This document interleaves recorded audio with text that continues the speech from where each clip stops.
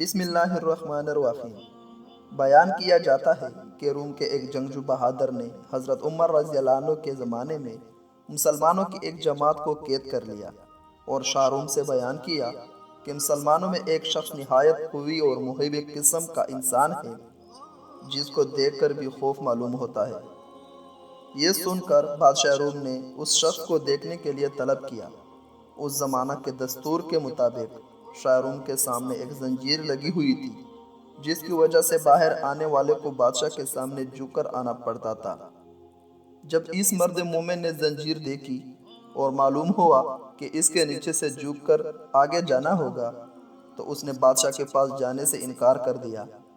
تب شاہ روم نے اس زنجیر کو اٹھانے کا حکم دیا کہ وہ شخص اس کے پاس آ سکے جس کو دیکھنا اور اسے باتیں کرنا منظور تھا۔ چنانچہ وہ شخص بادشاہ کے پاس گیا تو بادشاہ نے اس شخص سے کہا کہ تم ہمارے دین میں داخل ہو جاؤ تاکہ میں اپنی انگوٹھی تم کو پہنا کر روم کی سلطنت عطا کر دوں۔ یہ سن کر اس مرد مومن نے دریافت کیا کہ دنیا کا آخر کتنا حصہ تیرے قبضہ میں ہے؟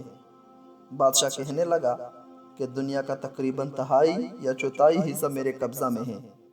اس مرد مومن نے جواب دیا کہ اگر پوری دنیا تیرے قبضہ میں زر و جواہرات سے پر ہوتی اور تو ایک دن کی آذان کے عوض مجھے دیتا تو میں اس کو بھی قبول نہ کرتا۔ تو اپنی سلطنت کے عوض میرا ایمان خریدنا چاہتا ہے۔ شاہ روم نے یہ سن کر دریافت کیا کہ آذان کیا چیز ہے؟ مرد مومن نے جواب دیا کہ آذان ہی ایک کلمہ ہے۔ یہ سن کر شاہ روم سمجھ گیا کہ اس کے دل میں حضرت محمد صلی اللہ علیہ وسلم کی محبت سما چکی ہے۔ اب اسی طرح کام نہیں چلے گا۔ یہ سوچ کر اس نے حکم دیا کہ ایک دیگ میں پانی کھولا کر اس شخص کو اس میں ڈال دیا جائے تاکہ کھولتے پانی میں پڑ کر اس کا کام تمام ہو جائے۔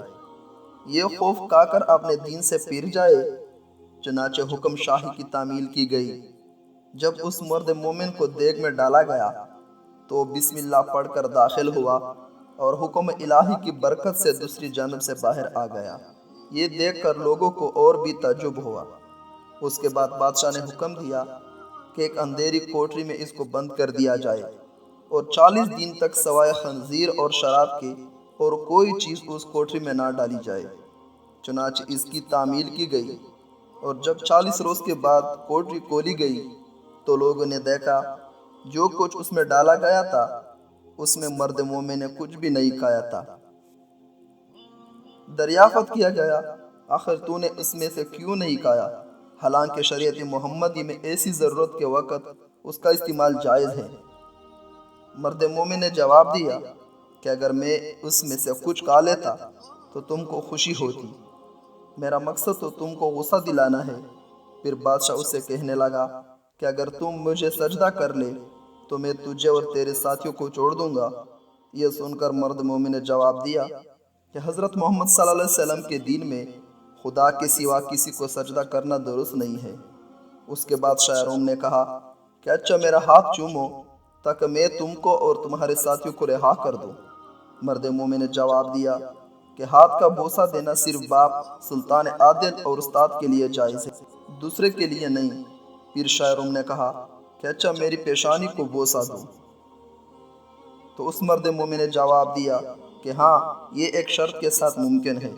بادشاہ نے کہا جس طرح تم کو منظور ہو۔ پس مرد مومن نے اپنی آستین اس کی پیشانی پر رکھی اور اس کو چوم لیا اس نیت سے کہ میں اپنی آستین کو بوسہ دے رہا ہوں۔ اس کے بعد بادشاہ نے اس مرد مومن کو مائے اس کے ساتھیوں کے بہت کچھ مال و زر دے کر رہا کر دیا اور حضرت عمر رضی اللہ عنہ کو خط لکھا کہ اگر یہ شخص ہمارے شہر میں ہمارے دین پر ہوتا تو ہم اس کی پرستش کیا کرتے۔ چنانچہ جب وہ شخص مرد مومن حضرت عمر رضی اللہ عنہ کی خدمت میں حاضر ہوا تو آپ رضی اللہ عنہ نے حکم دیا کہ مال سب کا سب اپنے ہی لیے مخصوص نہ کر لو بلکہ اس میں سے رسول اللہ صلی اللہ علیہ وسلم کے شہر کے لوگوں کو بھی شامل کر لو۔ یہ سن کر مرد مومن نے اس کی تعمیل کی اور جو عطیہ اس کو ملا تھا اس میں سب لوگوں کو شریک کر لیا۔ اس سے حاصل یہ ہوتا ہے کہ سچ ہے جو شخص ایمان و اخلاص کے ساتھ اللہ پر بھروسہ کرتا ہے اللہ تعالیٰ ہر حال میں اس کی مدد فرماتا ہے۔